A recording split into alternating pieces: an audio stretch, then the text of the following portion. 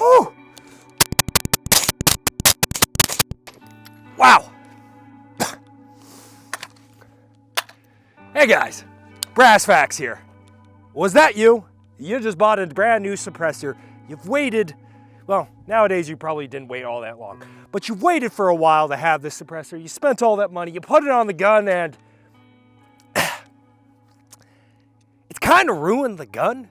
Today I'm going to be showing you some pretty simple steps to tune your short-barreled, or not necessarily short-barreled, but most likely short-barreled AR-15 with a standard high back pressure can, and how to kind of take your gun from that, well, to something much nicer. The fast track way to get good tuning is just to buy a low back pressure can like this Flow 556K. LBB cans are designed to provide the benefits of a suppressor, but heavily mitigate high back pressure effects by reducing energy levels of the gas through means other than a large expansion chamber. A good flow can with literally any type of minor tuning, heavier buffer, maybe one notch and an adjustable gas block, and you're gonna have an extremely well-tuned gun with basically no back pressure. But these cans are expensive, very expensive, often costing twice as much as traditional baffle-style cans, and also, while generally great sounding to the shooter, fall short in the signature reduction category, specifically on flash reduction and thermal visual signature. So, you don't have a flow-style can, let's tune the gun, shall we? If you plan on running the gun suppressed and only suppressed, and you came to this video just in the nick of time as you were setting up your build, well, you're in luck. The CAC, KAK CAC, not Knight Reed's was assassinated by the government's CAC, makes a mid-length 11.5-inch barrel designed specifically and only for suppressor usage. There is no hope this barrel will ever work without a suppressor. The tiny-ass dwell time makes sure of that. And in fact, these barrels sometimes even struggle with certain combination of parts, like say a 30 cal can with very low power ammunition. A less permanent, semi-permanent solution is to get something like a BRT, a BERT suppressor gas tube, and it's a great way to refit an existing setup and still cut out a lot of gas right at the source. Really, in a lot of ways, this is kind of a sleeper option to massively fix overgas setups. It takes maybe, 20 to 30 minutes at most to install, 50% of which is probably putting it all together, only to realize you flip the gas tube around and you're missing some coma zones, pull it back out, put it all back together, repeating the whole process. Of course, there are many more options on the market, and a lot of premium barrel manufacturers will probably allow you to drill custom port size if you ask them. There are, of course, other barrel options as well, but they're all, as you can imagine, very permanent in nature. Once you got it, you're kind of stuck with it. Thus, I'm not really a fan of tuning in this manner.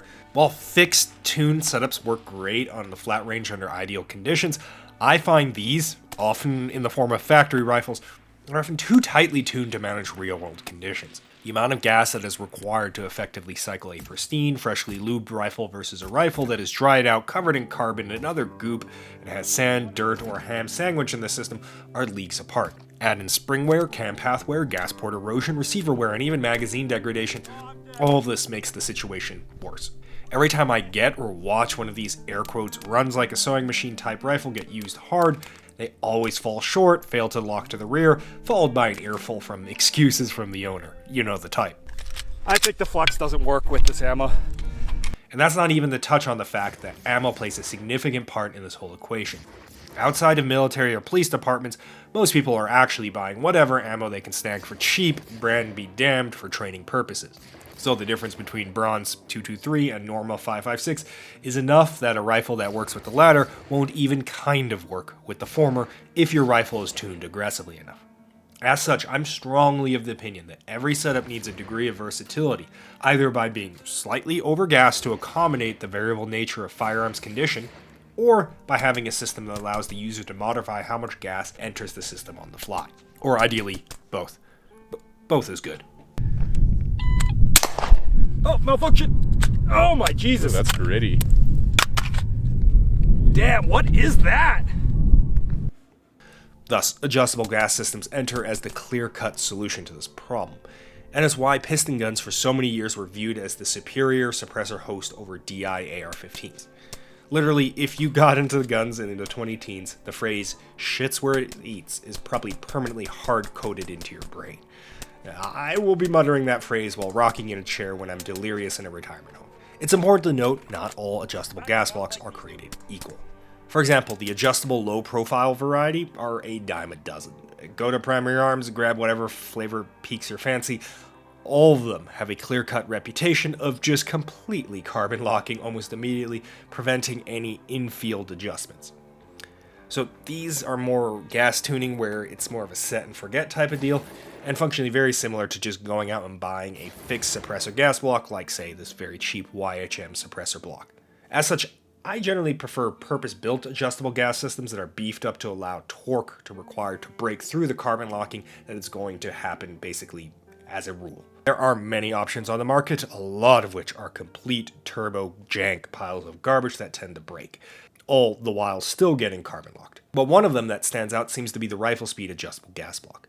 While I haven't personally run one of these, my friends and Hop does, and he has a fair number of rounds on his. Go check out his review. It seems to be one of the better ones you can retroactively fit to an AR-15. That being said, I personally run the bootleg adjustable BCG, which is more of a faux adjustable gas block. It's an inexpensive bulk carrier that allows changing of the gas right there with a basic tool.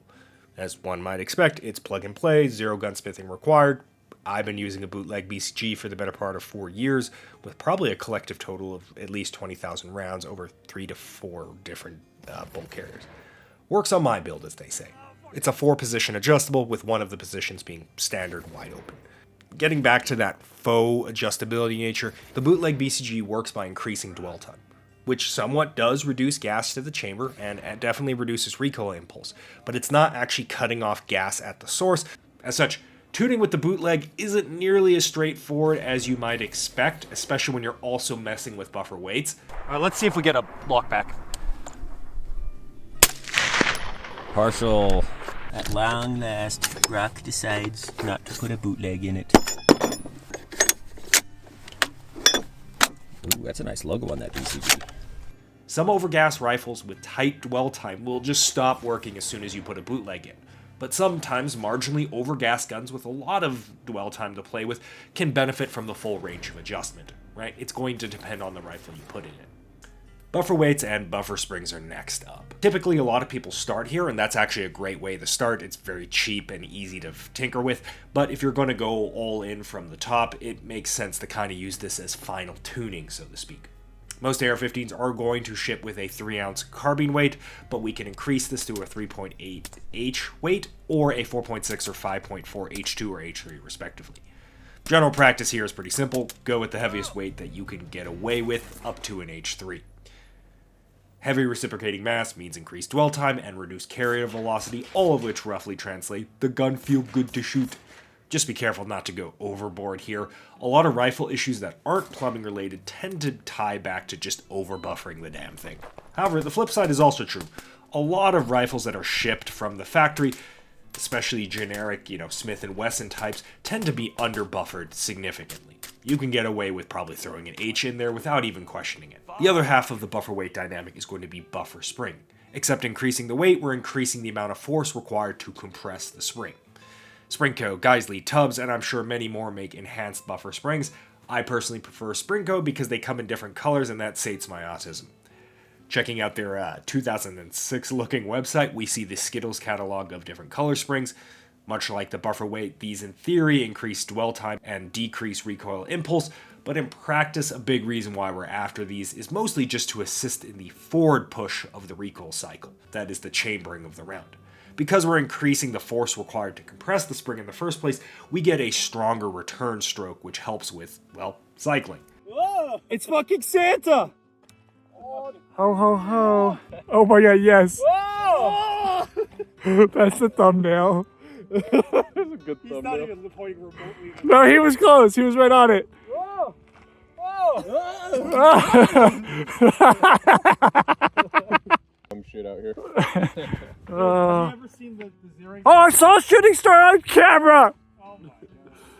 Oh shit, that was one of the asteroids. Hell yeah. That shit was incoming, bro. Holy piss.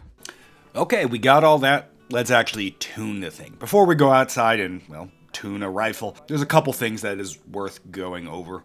First thing is, well, how do we actually tell what a tuned or untuned rifle is supposed to be? I think everyone knows what the two extremes are. You saw the first extreme, you put the suppressor on, you're getting gassed out, you're getting the cancer, the ligma, all of the above. The gun is very jumpy and it's just not pleasant to shoot. That's obvious overgassing. Similarly, undergassing, very obvious as well. The gun just doesn't really work, right? And it may actually cycle, but you can kind of feel it. You can, you pick up your friend's rifle that is way overtuned and you shoot it and you're like, ooh, brother, ooh, as you feel, the carrier reciprocating mass kind of just chugging along, barely being able to cycle the gun. Well, that's an obvious case of undergassing. But that nuance, that in-between of there, that's a little hard to tell if the gun is overgassed, undergassed, or perfectly gassed, whatever you want to call it. And I think that's where a lot of, just philosophy and personal opinion is going to come into play. For me personally, I want to get the gun to what most people would consider correct gassing, right? That 3 o'clock ejection, you name it. And then I'm going to add one more gas setting, typically via my bootleg adjustable BCG or an adjustable gas block. Right? And what that gives me is essentially a gun that is properly tuned, but then has a hair a bit overgassing. Now, it's to be sure, this is not an overgas gun by any means. It's just a tiny bit more punchy than it could be. I think that results in a lot of consistency that, other setups may not have. Real quick, because I think this is brought up a lot. The brass ejection chart. Good example to tell when your gun is woefully overgassed or undergassed, especially if you haven't built that intuitive feeling on how a rifle should handle. That being said, I think people take this chart a little too literally, and in the pursuit of chasing perfect gassing, they ignore what the gun tells them and just aim for that mythical perfect 3 o'clock ejection. And that's simply, I think, kind of honing in a little too much on what this chart is meant to actually represent. Kind of view this chart more as, guidelines than an actual rule set, or whatever the hell they say in Pirates of the Caribbean. Wow, sticky. 10, 7, Alright, let's tune a gun. Right out of the get-go, I already have a blue spring in here. And let's just shoot the gun in this state, right? So we've done no adjustments except that spring adjustment. So we got our T-mag right here, totally not a T-mag. And interestingly enough, we're actually already doing much better than we were with just the carbine spring, carbine buffer weight, and no adjustments at all, stock gun, than we were doing before.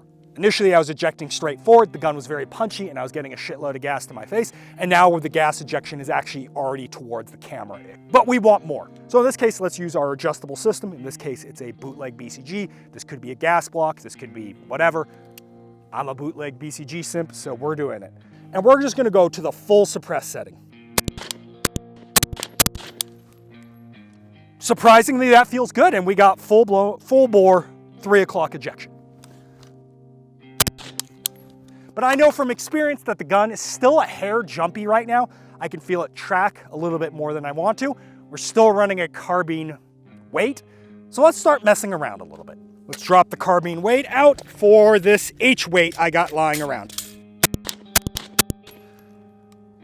Feels good. We're a little closer to where we want to be. I'm doing this off screen because YouTube will kill me, I think, if I demonstrate this. And now we're going to an H buffer spring. So this is about 5 ounces, I believe, or H2, sorry. H2, fully suppressed setting forward, and a blue spring from Springco. Gun's broke. Okay. The gun is too low gas. There's not enough gas in here. We are now on 3 out of 4, so it's suppressor setting 2.